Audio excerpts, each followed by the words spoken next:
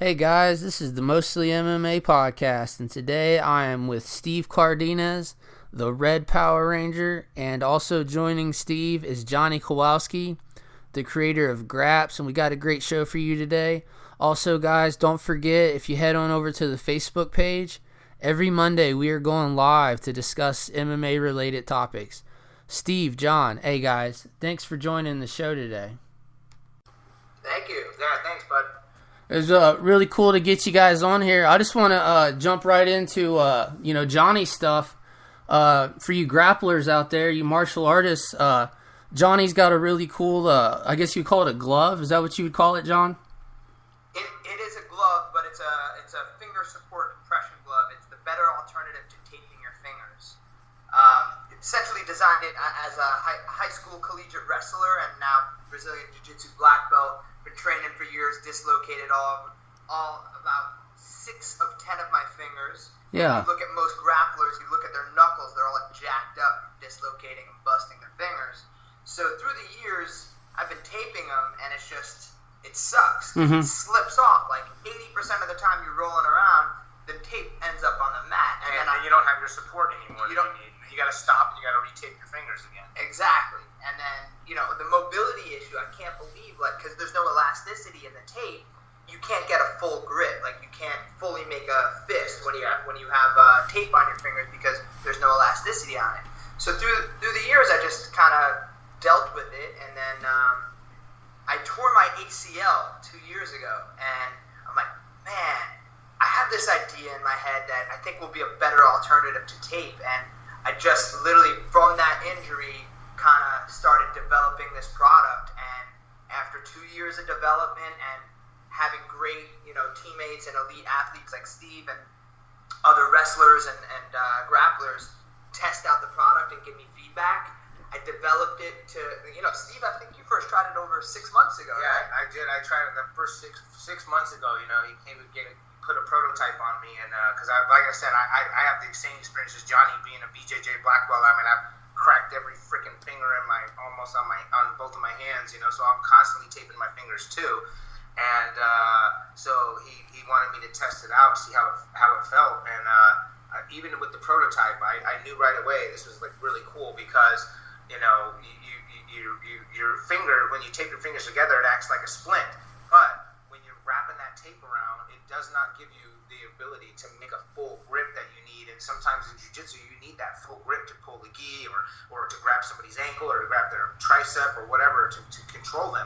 And, so we didn't have that mobility that you needed. So I saw the support and the mobility, and to me, that just was genius, and I loved it, you know what I mean? Yeah. So I was like, when this thing comes to market, man, you need to let me know so I can get myself a pair, and we can start promoting the shit out of this thing, because these are awesome, Yeah, and that's what we've been doing. So about 12 days ago, I released the website. We're now officially for sale. And then also my business partner in this venture is a small little wrestler named Kurt Angle. He was the 1996 Olympic gold medalist wrestler. He's also a WWE champion. He's returning to the WWE. And he's a huge supporter of Graps. Huge supporter. I mean, he's actually a partner in Graps, and he's similar to Steve. He was one of my testers in the beginning stages over a year ago. It was about a year and a half ago when I got him. It was about a year ago when I got him a prototype. He's like, Jonathan, I love these. This is a game changer. I wear them to the gym all the time. I want to be involved. So we worked out a contract, and now he's my official endorser of Graps, as well as he's my George Foreman, and then Right. I have my close buddies such as Steve and everybody else who is super awesome and just love the product and trying to let the world know. Yeah, for sure. There's nothing worse than when you hurt your finger and you lose your grip and trying to do that. Is this something you guys use on a daily basis when you're training BJJ? Yeah, I'm using them all the time. Yeah. Now I didn't used to, like, I wasn't someone who always taped my fingers. Mm-hmm. I only taped it when I needed it, but now I always wear Graps now. Yeah. One of the things about it too that I've kind of discovered is with the compression. With the compression, it keeps everything together, but it also, the gloves are black, so it kind of keeps the heat as well too, the body heat of it. So my hands are always feel warm all the time. They never feel like stiff, you know? Yeah. So you get all the added benefits of compression technology, which is why the trend is so everybody's wearing compression shirts, compression sleeves, compression shorts, compression pants. It's because there actually is scientific benefits. So all those scientific benefits are added. So it's your soft tissue actually gets higher circulation and higher blood flow because it's heated, and then the added support of 2 fingers versus the 1 finger. So it's both support and then the added benefits of the compression fabric. It was like a grand slam for me. Yeah, and I feel it right away too, because I'm, like I said, I've got crazy knuckles. I mean, I've been training BJJ now for almost 15 years, and so I've experienced all of that stuff too. And I found that this is the simplest way, because sometimes you don't have tape, you forget your tape, or you run out and you don't have it. But the gloves, man, you just keep them in your bag, you slip them on, and it's been great for me so far. So yeah, that's why I'm like, we need to start letting people know about this. Check it out, getgraps.com. That's GetGrappz.com, and you can follow us on @GrapsOfficial. Yeah, good deal. I'll also add that website in the description of the podcast to help it easier for people to find it. One testimony that I seen from Kurt Angle, where he said they maximize support of my fingers while still having full mobility. I get more protection than tape, and like you said, Kurt is an Olympic gold medalist and high level grappler, so that's got to mean something. Yeah, man. Yeah, for sure. Yeah, absolutely. And these are they're machine washable, right? Correct. So that's the other thing with tape is like when you put on one usage of tape, you take it off, you throw it away. This you do not throw away. This is like the same way you wear a rash guard. Same material. You take it off, you throw it in the washing machine. You let it air dry, and you're good to go for next time. Same thing like you would do with a rash guard, a knee brace, and that's the good thing. It's reusable. We're trying to be green here. Yeah, exactly. Yeah, tape is very wasteful in that sense too. Yeah, long term, you're gonna save money wearing graps. Right. And I don't really think there's too many products like this out there for grapplers, is there? No, man. That was so surprising, bro. That's why I'm a little. I'm a regular dude. I'm not like a freaking Ivy League guy, and I'm just a regular guy, just like every other MMA guy or every other jiu-jitsu guy or every other wrestler who loves the sport. I'm passionate about it, and I knew there was somewhere that needed to be improved. I knew that there was an issue. Like, what's the problem? The problem is tape. It's just okay. It's not. It's not efficient. And from scratch, because of this ACL tear, and I had time on my hands, I started developing this product. And I had some good mentors to guide me, and I went to a patent attorney and started doing some patent searches and research on it, and there's nothing else out there like this, and I couldn't believe it. I'm like, how does this not exist? And once I got the green light from my attorney to start the development process, that's when I really went and put money, time, and a lot of hard work into it. And, I couldn't believe that it didn't exist. I really couldn't. I'm like, I'm not that smart. What the fuck? Excuse my language. That's great. Yeah. This is an MMA podcast. Yeah, exactly. I think I'll fuck every now and again this podcast. That's okay, right, Paul? Yeah, it's good to go, man. All right. Yeah, but that sounds great. I'm definitely looking into getting me a pair of those. I definitely like the sound of it. It talks about preventing injuries and promoting growth, and you can machine washable, and like you guys said, the tape has so many disadvantages. So that's really cool, man. Appreciate it. Is there anything else you'd like to add about this product before we move on? Yeah, man. This is for all sports. So we what? are targeting. Look, I'm a grappler from childhood. I grew up wrestling, and my second passion in life is Brazilian Jiu-Jitsu. I've been training for 14 years, and for sure, this is for MMA. It's targeted towards grapplers.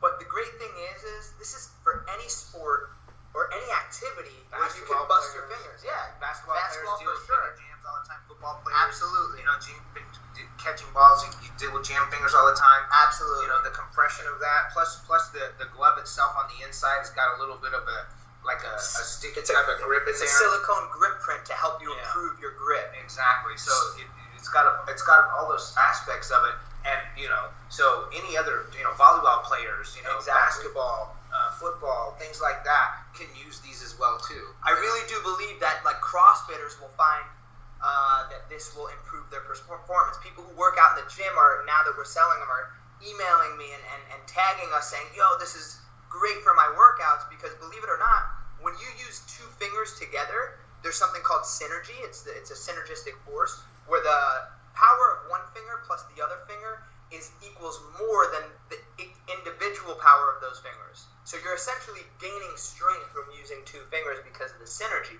So there's so many added benefits that you could use to weightlifting, to basketball, football, again, any sport where you would jam your finger, or any activity where you could jam your finger. I could see people who are like mechanics or contractors who like bust their finger, like shit, instead of taping your finger up, throw on a pair of graphs. Right. Yeah, like, speaking of basketball, I play in a basketball league, and my brother actually broke his finger from a pass that I threw. So maybe something like that would have helped out. Exactly. Now, I'm gonna tell you that if he was wearing a pair of graphs when he threw that basketball, his chances of busting his finger dropped significantly, and I'm talking about like a 5% chance. So if he's wearing a pair of graphs and you throw a ball at him, the only way because you have the support of your other finger, the only way you would have a busted finger is that ball would have to be going at such a rate of speed that it would break two fingers. Mm-hmm. Which, that's so rare. You never break one finger at a time, because a single finger joint is not as strong. It's not that strong. So for sure, basketball players, 100%. And I guess you just get a pair, and you'll understand what I'm talking about. And you feel like you'll throw it on. After 30 seconds, you're like, oh, this is different.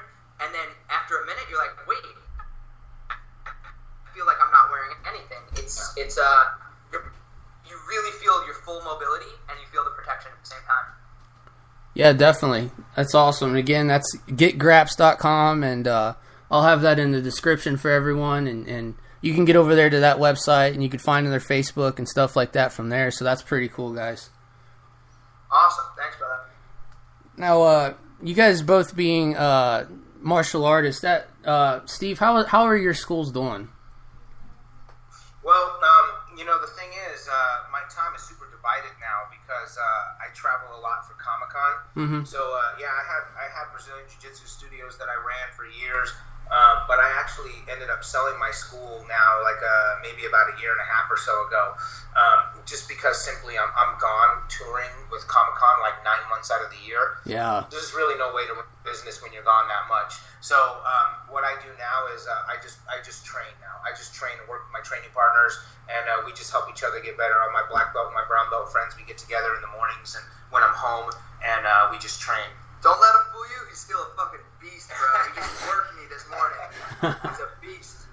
But the thing is, it's like, for me, I used to be the guy that was like training, two a days, 5-6 days a week all the time, you know what I mean? Just like, beast mode.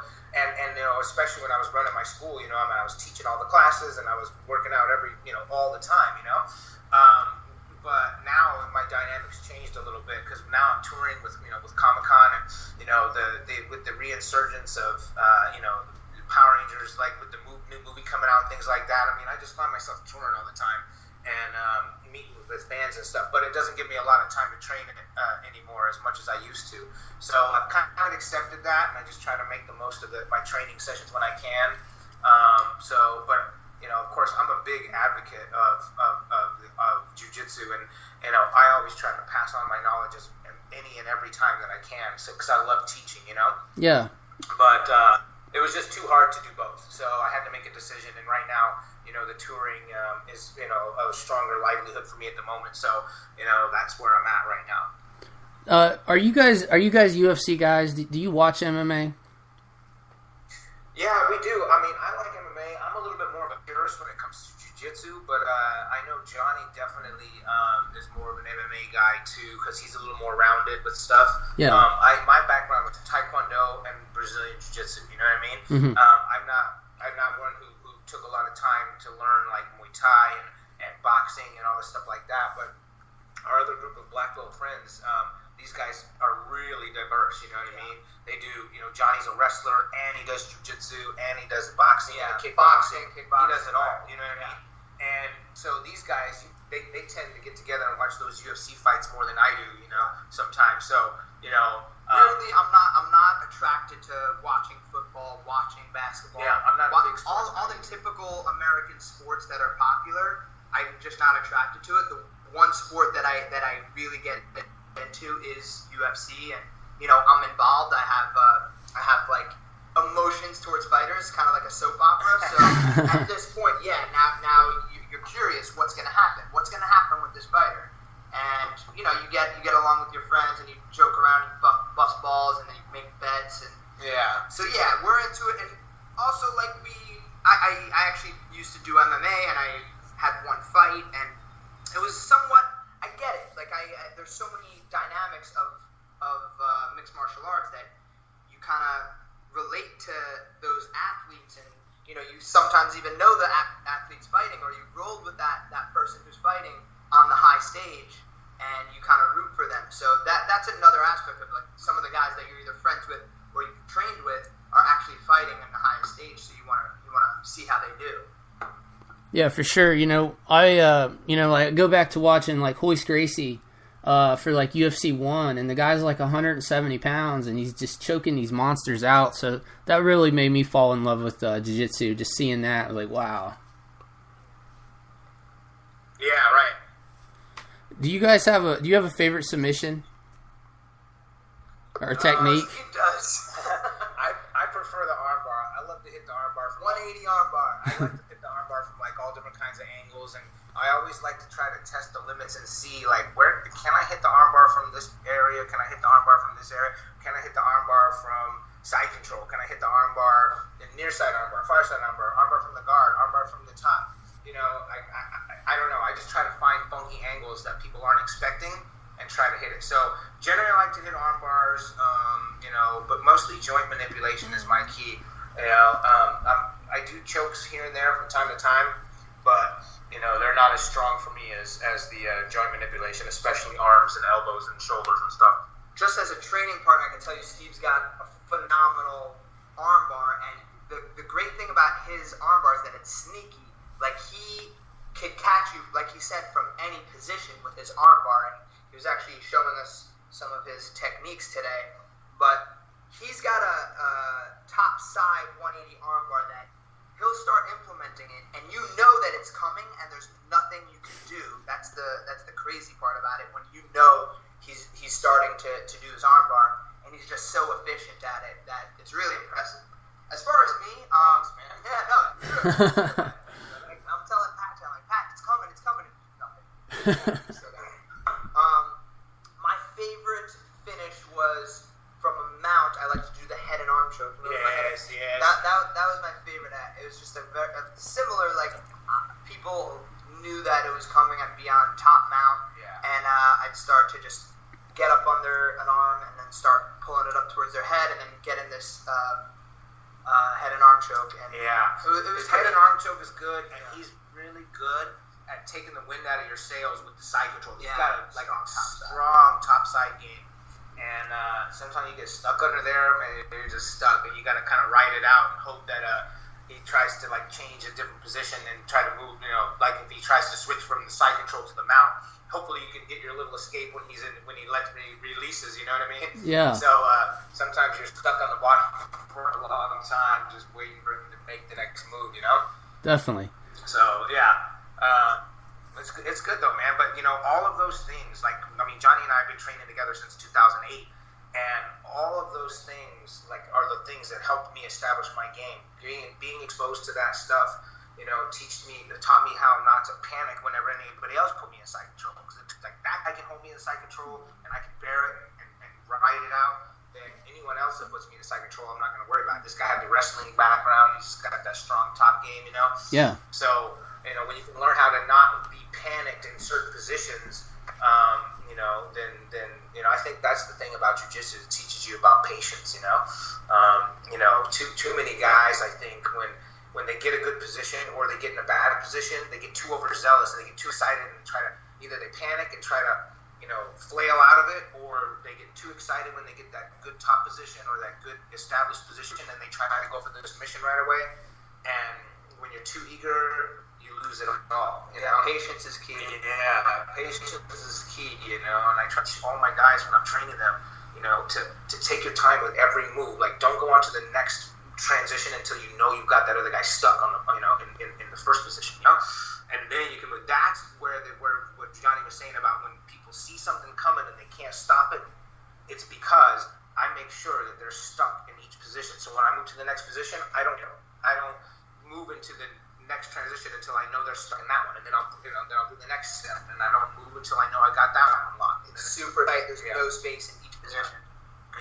So you're real cognizant about all that stuff. At least I try to be anyway. I mean, it doesn't always work. I mean, that's the beautiful thing about jiu-jitsu. Even with something as tight as that, every counter's got a counter. Every counter's got a counter, and that's what I love about it, because it's like somebody will come along and they'll just shut down everything I'm trying to do, and I walk away scratching my head, and I'm like, God damn it, like couldn't do anything to that guy, and it's like, it's like there's always somebody out there that's better or smarter, and it's not even necessarily sometimes that people are better, but sometimes just different styles make fights too, Right. Like, somebody that maybe one of my training partners, can always tap one of these guys all the time, no problem. But then I go with that guy and I have struggled with him and I can't finish him.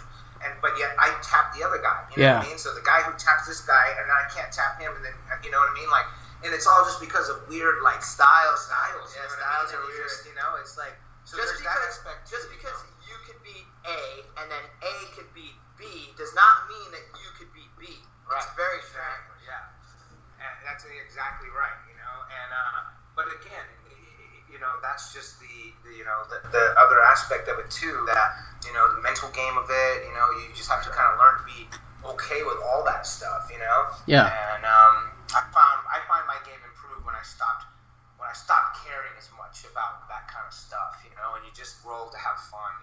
Right. And now I have fun, and I just felt my game excel. I don't put so much pressure on myself anymore. Yeah, MMA math, it just doesn't work. It just doesn't add up. Styles and matchups, definitely, man. MMA especially, you know what I mean? Because, like I said, I'm more like a purist when it comes to jiu-jitsu, but, a black belt turns into a brown belt really quick when they start getting hit in the face. Yeah. Like, he gets hit again, he turns into a purple belt. You know what I mean? It's definitely, man. Sometimes, the jits, when you start combining all that other stuff, a lot of it can go out the window, and a lot of your instincts go out the window when panic sets in, when you start getting hit and stuff like that, So, I give a lot of credit to those guys that are diverse and know how to do all of it, because maybe they're not masters at every single one of them, but they definitely have experience enough in all of them, whereas I wouldn't have that experience. If you got me in a mount position and start hitting me in the face, I'm not going to escape that mount as easily as I think I can, you know what I mean? Yeah. So, I also know where my limitations are too, But for me, it's like I choose not to do MMA because you just don't hit the space. Walk with a broken nose, meet the fans. Yeah, I mean, I joke, but I just for me, I just know that I don't have any aspirations to be a fighter that way, so I don't really need to expose myself to it.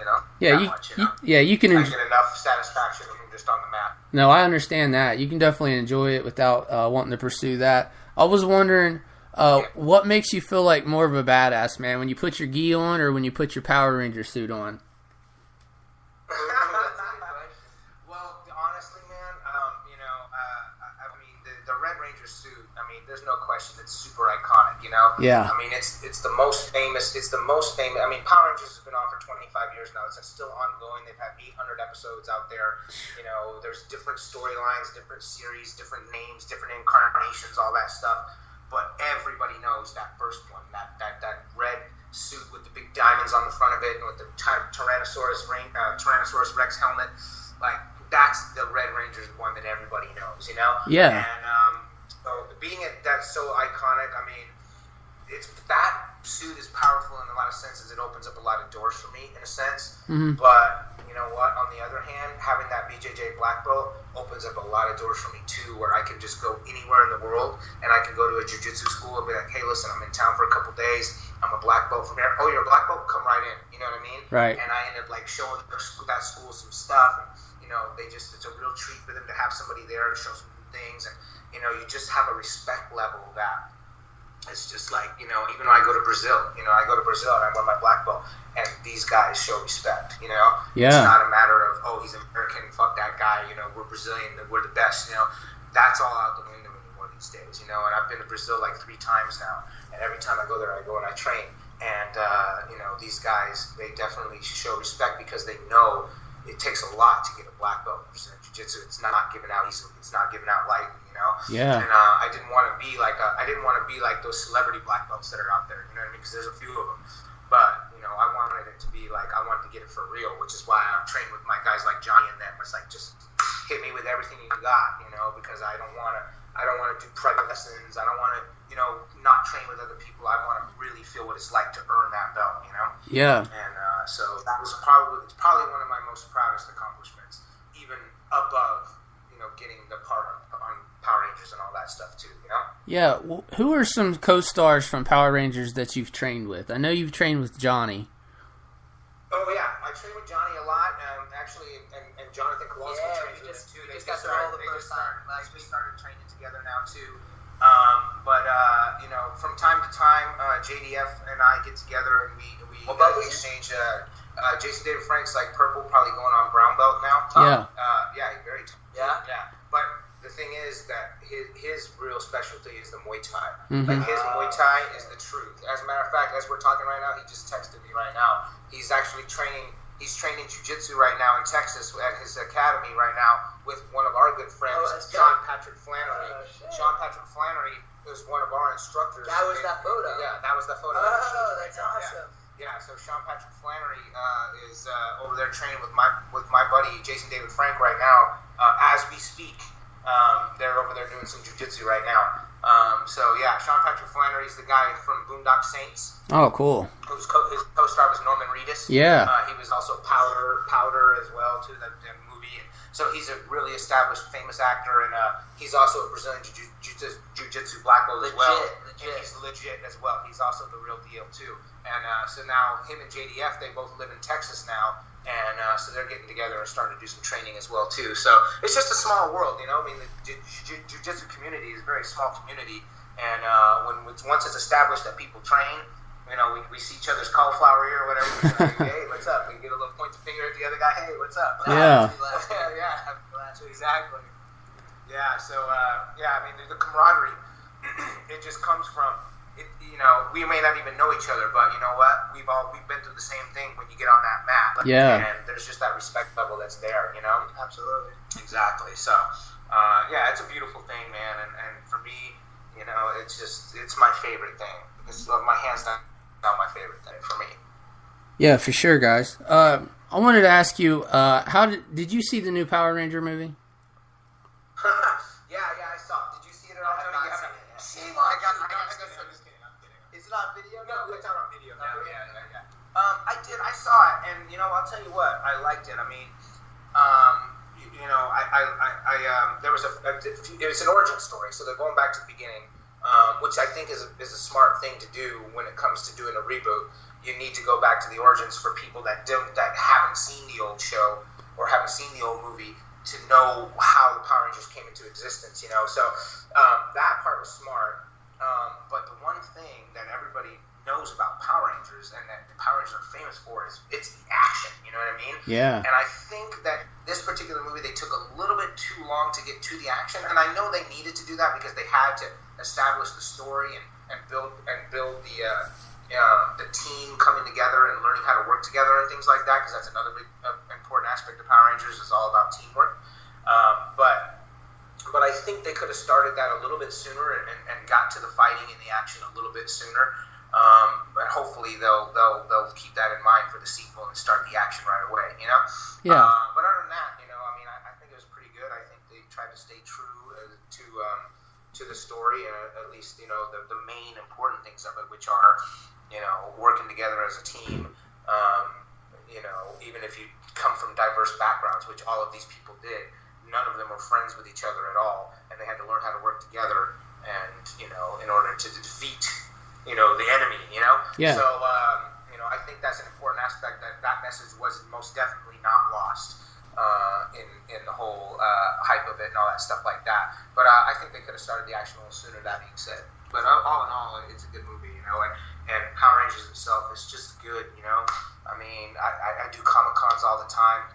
And I have people coming up to me, they're in their mid-20s to early 30s, and they're just like, dude, you got me through a hard time through my childhood watching your shows, man. It was like, you bring back a lot of good memories for me. And for them to see my face now, and they get to shake hands with me, and I sign an autograph for them and things like that, I mean, it's a good feeling. It's a good feeling for me to hear, and it's a good feeling for them, so there's just that symbiotic thing that's going on, where that, people cling to their childhood that way, the nostalgia and stuff. It's important, Yeah.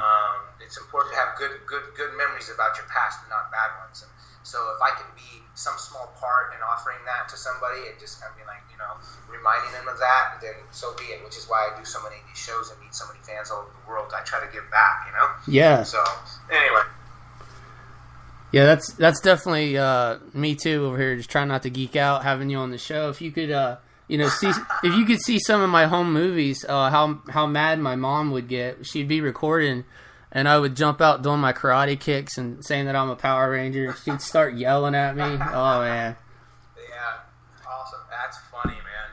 Yeah, well, tell your mom I said sorry. Thank you. Is it weird for you that when you first started, it was kind of targeted at kids, and then here we all are full-grown adults now? Still, like you said, the nostalgia. Is that weird now that it's an adult-based thing? That's the weird thing. You know what I mean? It's like that's the weird thing that I don't understand. And I don't mean that as a knock in any way, but it's like, I grew up watching He-Man and G.I. Joe, but I don't still watch them, you know what I mean? So what I can't understand and what I'm grateful for, and I'm humbled and honored by the way, is that these guys still love this show, and this 20-some odd years later, and they still love watching this old show. And I'm grateful for that because I've made a career out of it in that sense, and that's fine. But it's like, I know there's a lot of good aspects to the show, but I couldn't figure out why there's such a strong fan base that still loves to go to these, that still loves the show, and anytime any Power Ranger comes to a convention, they show up in droves for him, Yeah. So, I mean, that's probably one aspect that maybe I'll never understand, but I'm just super grateful for it, and it's very cool. But yeah, I mean, I had no idea that Power Rangers was still so strong like that, because after I left the show, the internet was very new. There was no social media of any kind or anything like that, so I didn't have anything to do with Power Rangers for a long, long time. And then I started hearing that they've got these forums on the internet that people are like buzzing about Power Rangers and all this stuff. And then social media came out and they have all these Power Rangers fanatic pages and stuff. And then in 2007 they were like, hey, listen, they're putting together a Power Ranger convention, which is just going to be all for Power Ranger fans, and they're all flying into LA from all over the world. Would you like to come and meet these fans? And I was like, yeah, sure, what the heck, why not? I guess I'll see what it's about, Yeah. And that's when I realized when I went to my first convention, and there was like 1,000 people waiting in the lobby, and I walked through and they all just started cheering, like they recognized me and they started cheering and they knew exactly who I was. And I was like, dude, I haven't had this kind of accolade, for like 10 years in my life, and it felt really good, Definitely. And it just kind of, it kind of made me say, maybe I should embrace this part of my life again, and since I did, it just really took off for me, and I've been really happy about that. Definitely. I got one more question for you, and then we'll wrap it up. I was wondering, when you came on to be the Red Ranger, you were taking the other Red Ranger's place. I was wondering if you ever got any, I mean, you did a great job, but I was wondering if you ever got any, like, backlash or any, like, hate mail or anything from that. Well,